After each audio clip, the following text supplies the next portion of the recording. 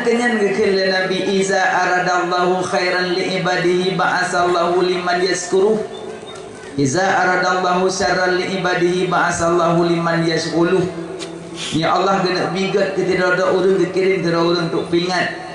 Ya Allah kena bibruk ke tidak ada orang dikirim orang pelalai. Berarti tinanya kata orang pingat kena bigat ya Allah Taala. Dilai jamun burutuh batat. Hidup ketat hana pri. Titip malam itu bi.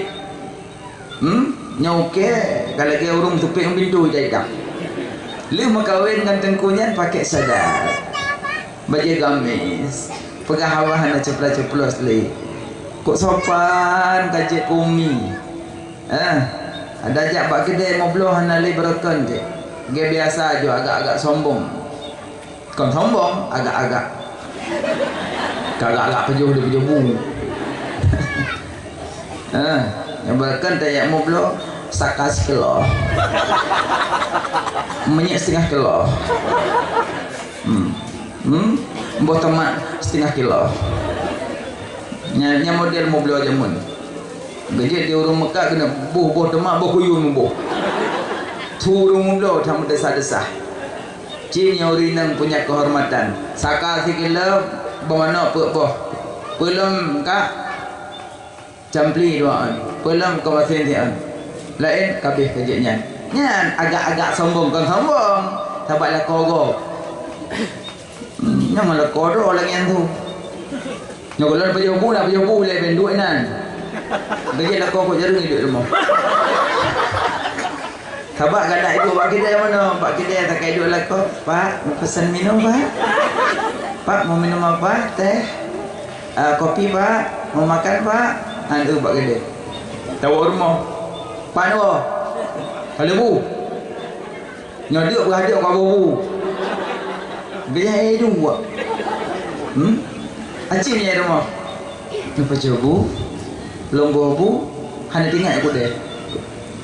Gaji ibrah ya. Pegan bedah dah kita. Mangat dah. Urun tu yang tak lembut-lembut. Di rumah. Wajah-wajah di rumah bila kan. Wajahnya lembut-lembut. Sampai dalam agama gak ajarkan siapa yang mengecup dahi suaminya pahala bagaikan mengecup hijir aswad. So yang cum dola ko pahala lagi kita cum batik aswad. Kerana kita ada kau yang bilang kayu aswad dah buat pahala. Ada kau agak hitam macam. Ada kompung bahasa Arab. Kalau pura hitam agak aswad lah. Tapi karena kita yang untuk romantis salah rumah kita ajarkan.